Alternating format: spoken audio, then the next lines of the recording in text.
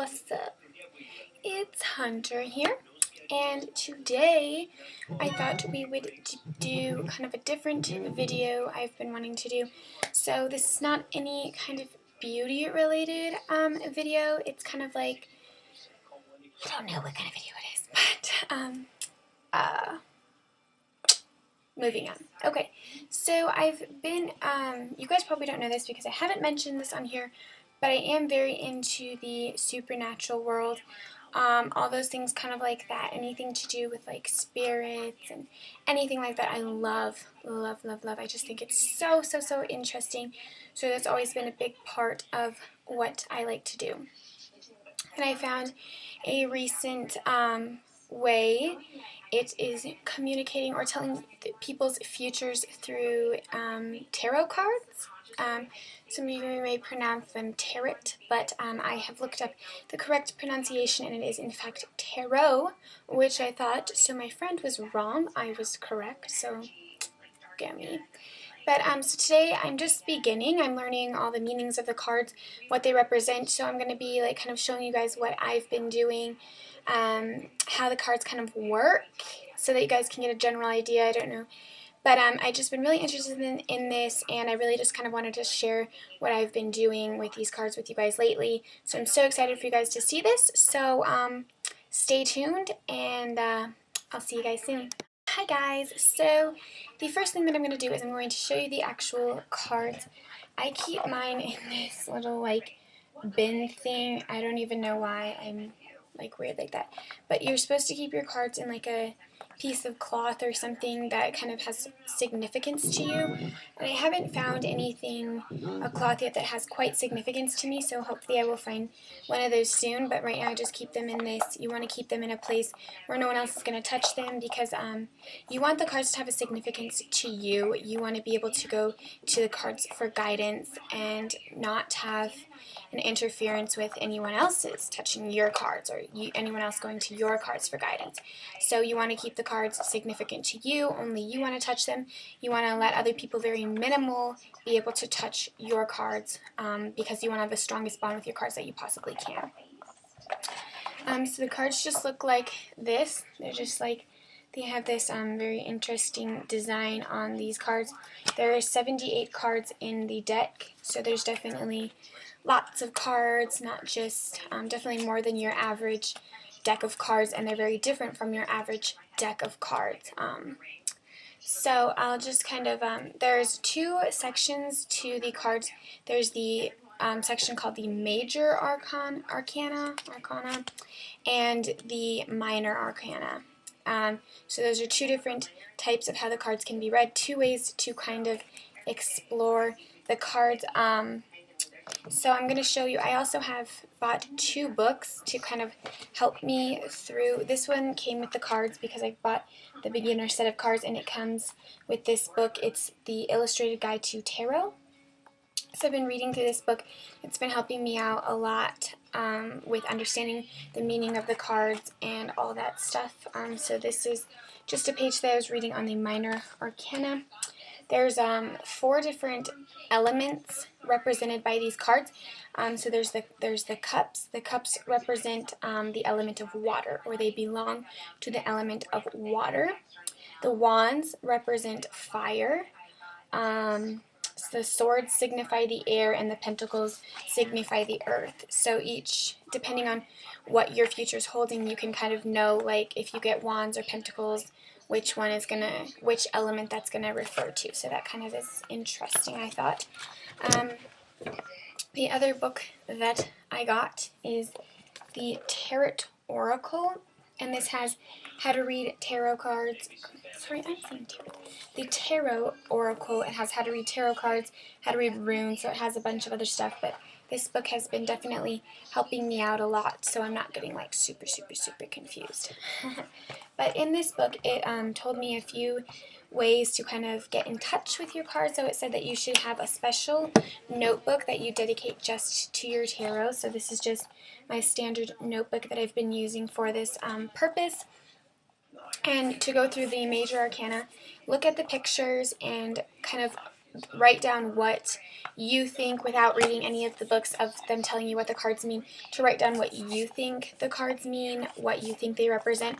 So I went ahead and did that in this notebook. There is 21 cards in the major arcana, and those are the cards that represent, just give you kind of a basic overview. The minor arcana, the ones with the 4 elements, those give you more of an insight, like when this is going to happen exactly. So that's why the minor arcana is so important. So I'm going to go through the major arcana with you, just kind of like show you what they are so that you can kind of understand them. So I have them right here because I was finishing my list right before I filmed this video. How intriguing. Alright, so the first card looks like this. This is the representation of the Fool. So this is the start of the journey. So for the Fool, I wrote down, he's looking to begin a journey. He's taking off, and it kind of looked like this dog right here was pushing him to kind of go on his journey. So this is the start of a journey, the start of new beginnings. This is what the Fool represents. This is the first card in the deck. The second card is the Magician. Looks like this. And to me, this card just kind of represented hard work, creation, invention. So this is the Magician card of the deck. The third card is the High Priestess. She signifies a strong woman. She's respectful. She's powerful. She represents strong womanhood, women that have power. It could also signify kind of like a lesbian love. So definitely this card deals to a lot with the female. So that's kind of interesting. The fourth card is the Empress. She represents a strong woman who has power. She's royal. She can fight in battles. So she represents just strong womanhood as well, but not quite to like the effect of the priestess. She's more like a battle fighter. Then we have the Emperor. So he's the man version of the Empress. Then we go to the Hierophant or the Pope. I'm not sure how you pronounce that, but he's like the religious person, you know. So you guys kind of understand. You guys know what a Pope is. Okay. Then we have the Lovers. This signifies love, new relationships. So you got that one's pretty self-explanatory. We have the Chariot. This signifies things moving fast. Just kind of like, yeah, things moving fast, things coming at you unexpectedly. Then we have the Strength. Sorry, space. So this is the card that signifies strength. So strength is pretty self-explanatory as well, so you guys should know what that is. Then we have the Hermit. This signifies someone who's closed off, someone who is reflecting on themselves, someone who's shut themselves off from the world, just kind of like being out there by themselves. The Wheel of Fortune, this signifies luck, happiness, things happening out of the blue that are kind of like fulfilling to you. Then we have Justice. We want a balance, equal, we want power, we want justice to be served. This is what the Justice card signifies. We have the Hanged Man, and I think this signifies giving up, kind of reflecting, facing things another way, because he's being hung, so he's upside down.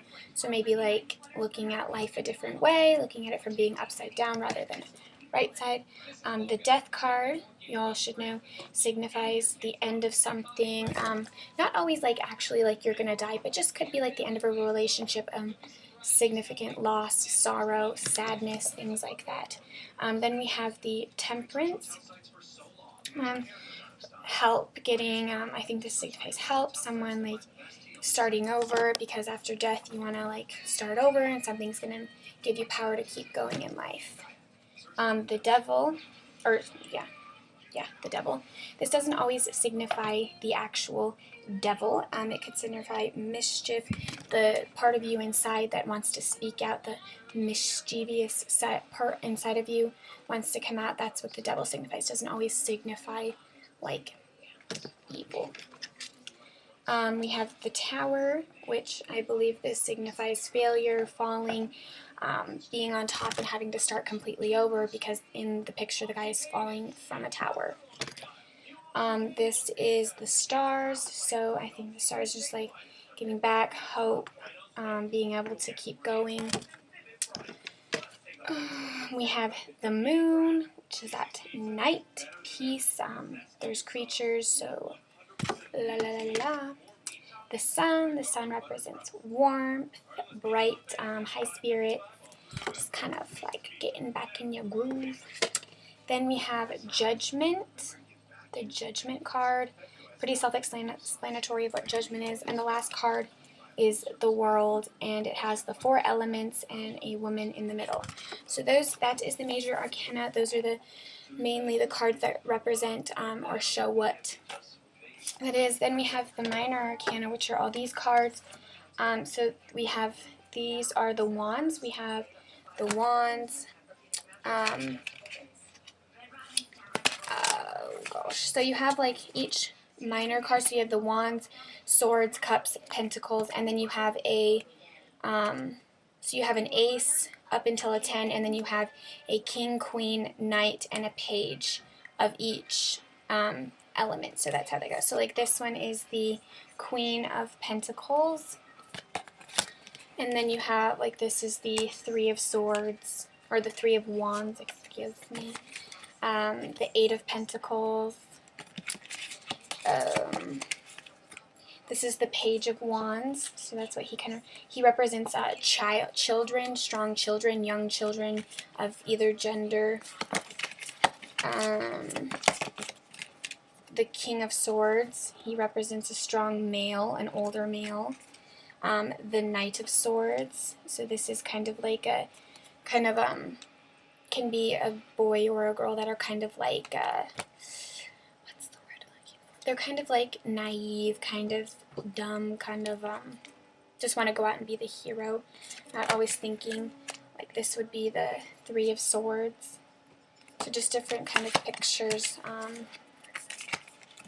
The Knight of Cups. So there's just different cards depicting the Queen of Cups. So there's all just different kinds of cards, and you can read these cards, and you can have different spreads. It all depends on what you want to do. You can light candles, the light off. You can have the person you're reading shuffle the cards. You can shuffle the cards. It all depends on what you want to do and how you choose to read the cards. So I haven't gotten to an actual reading. I've been practicing on my sister, still kind of like getting to learn all like what the cards mean. It's not exactly easy memorizing 78 cards, being able to understand them, but these books have definitely been helping me out a lot, showing me like the spreads, like the different spreads that you can do. There's a whole bunch of different spreads that I've been learning. There's just the 3 spread, which you just pick from the major arcana. You pick a card that represents the past, present, and future, and you go off like what those cards are, and you can just give like a simple reading. You can have the person you're reading ask a question that they want to have answered, or if they just want a general reading, you can go ahead and just do a general reading too. That's totally fine. This is another one. This is the horseshoe shaped one, where you take 7 cards, and each card represents something different. One represents the past, the present, hidden influences, obstacles, others' perspectives, the best path, and the final outcome. So it all just depends on like what kind of spread you want to do. There's this kind of spread. This is the most popular kind of spread. This involves 10 cards, and each card represents a different, and you use both the minor and the major arcana.